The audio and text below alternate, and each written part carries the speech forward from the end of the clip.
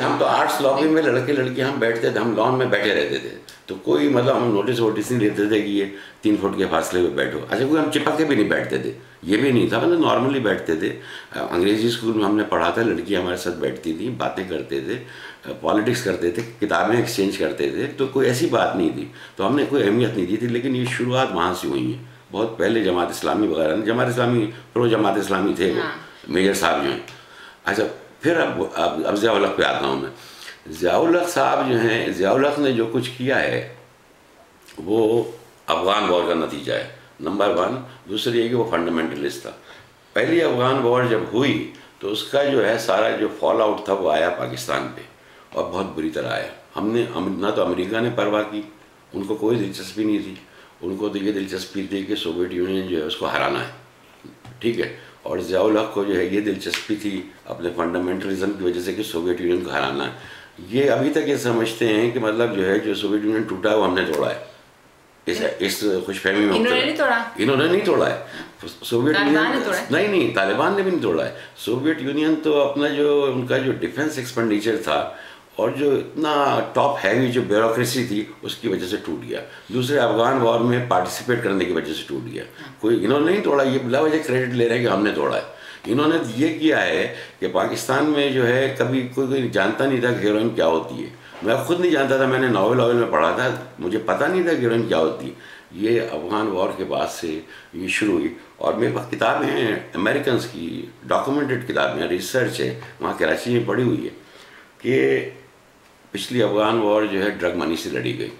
ISI जो है वो लॉजिस्टिक्स सप्लाई करती थी और उसी पैसे से दोनों कोलैबोरेट करके लड़ते थे। अभी एक अमेरिकन स्कॉलर आया हुआ था कराची, उस अमेरिकन यूनिवर्सिटी का प्रोफेसर है, तो मैंने उससे पूछा, मैं किताब भी ले गया अपने साथ। मैंने कहा तुम ये मुझे बताओ कि क्या ये वाली अफगान, ये जो अभी जो वॉर और टेररिज्म चल रही है, ये भी ड्रग मनी से लड़ी जा रही है। दूसरा सवाल मैंने उससे ये किया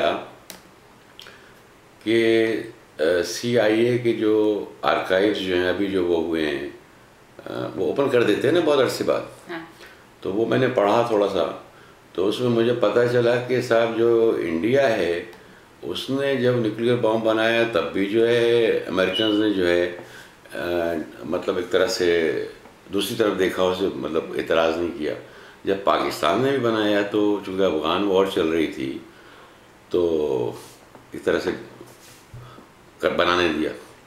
तो अब जो है इतने अरसे बाद जो है जबकि दोनों जो है न्यूक्लियर जो है पावर्स बन गए हैं, तो अमेरिकन जो हैं वो क्यों चाह रहे हैं कि पाकिस्तान और इंडिया में पीस, इतने मतलब क्यों बेचैन? उससे मैंने सवाल किया।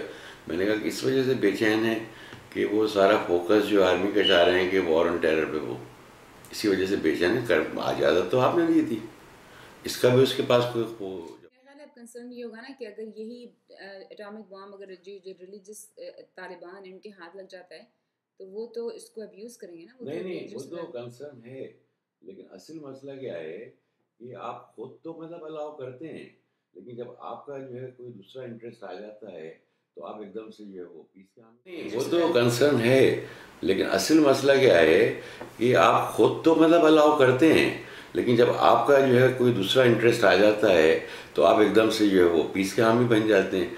अब दूसरी चीज़ ये है कि 2001 के बाद वो मैंने एक वो सुना था, सेमिनार में गया था कराची में, तो उसमें मुझे किसी ने बताया कि 2001 के बाद, 2001 की ट्रेजेडी के बाद सबसे बड़े जो बायर्स हैं अमेरिकन आर्म्स के, वो साउथ एशिया, पाकिस्तान और इंडिया। तो अजीब सी लॉजिक समझ में आती है ना कि भाई आप एक तरह जो उनको भी दे रहे हैं, ये दौड़ में ये भी शामिल हो जाते हैं, पता तो चल जाता है ना क्या क्या ख़रीदा है, तो अब क्यों मतलब वो कर रहे हैं? तो उसकी वजह यह है कि जब वॉर होती है, कहीं पर भी होती है, तो अमेरिकन जो वॉर इंडस्ट्री है उसको फ़ायदा होता है, कुछ जॉब्स भी निकलते हैं, जॉब्स भी क्रिएट होते हैं, राइट। लेकिन जब वॉर होती है तो जॉब्स तो कुछ क्रिएट होते हैं, लेकिन उसकी वजह से जो मिजरी आती है आम आदमी के लिए वो तो मतलब बहुत ही भयानक होती है ना। हाँ, that's true। ये है ना। अच्छा, मुझे ये बताएं कि आपका इंडिया के बारे में क्या ख्याल है? आप मुझे बता रहे थे कि आप इंडियन न्यूज़पेपर के लिए लिखते हैं, और आपने इंडिया विजिट किया था 2 दफ़ा। हाँ, तो इंडिया का आपका क्या ख्याल है कि इंडियंस हमारे दुश्मन हैं या जो हमले पाकिस्तान में होते हैं इसमें इंडिया का हाथ है?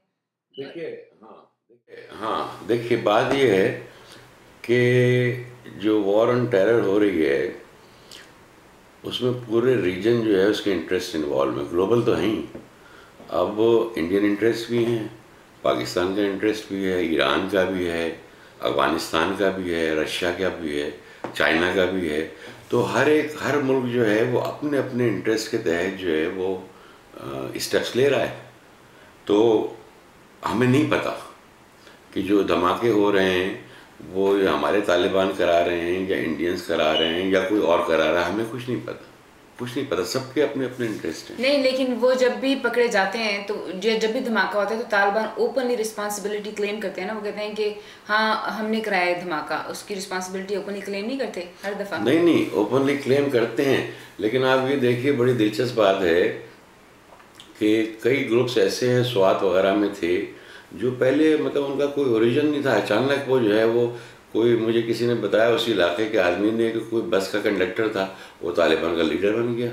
ये कहाँ से आ जाते हैं, मतलब कौन बना देता है इनको? कोई ना कोई। आपका ये नहीं, लेकिन वो जब भी पकड़े जाते हैं तो जब भी धमाका होता है तो तालिबान ओपनली रिस्पांसिबिलिटी क्लेम करते हैं ना। वो कहते हैं कि हाँ हमने कराया है धमाका, उसकी रिस्पांसिबिलिटी ओपनली क्लेम नहीं करते हर दफ़ा। नहीं, ज़ियाउल हक ने तो बनाया ही है, उसमें इसमें तो कोई शक नहीं कि ज़ियाउल हक ने बनाया। लेकिन फिर क्यों ज़रूरी है कि हम साथ ये कोई किसी गैर मुल्की इन्वॉल्वमेंट को भी एब्सोल्युटली इल्ज़ाम दें?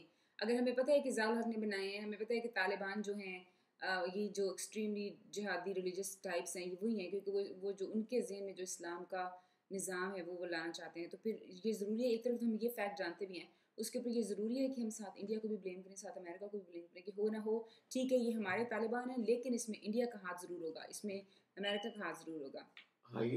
हाँ, ये हो गया है। देखिए एक ज़ियाउल हक के दौर से ये जो मदारिस जो हैं जो वजूद में आए हैं, मैं उन मदारिस में गया हूँ कई एक में। वहाँ क्या है कि 2 तरह के लोग हैं।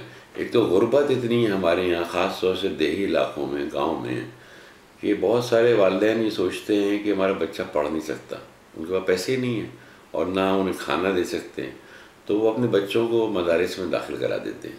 वहाँ उन्हें खाना भी मिल जाता है, रिहाइश भी मिल जाती है, कुछ उर्दू अंग्रेज़ी भी टूटी फूटी आ जाती है, अरबी सीख लेते हैं, कुरान पढ़ाया जाता है। एक तो ये फैक्टर है। दूसरी ये है कि वहाँ जो है शायद जो है वो तो डिनाई करते हैं मदारिस वाले कि हम ऐसी ब्रेन वॉशिंग नहीं करते, क्योंकि वहाँ पर अमेरिका से बच्चे पढ़ने आते हैं, अफ्रीका से भी आते हैं।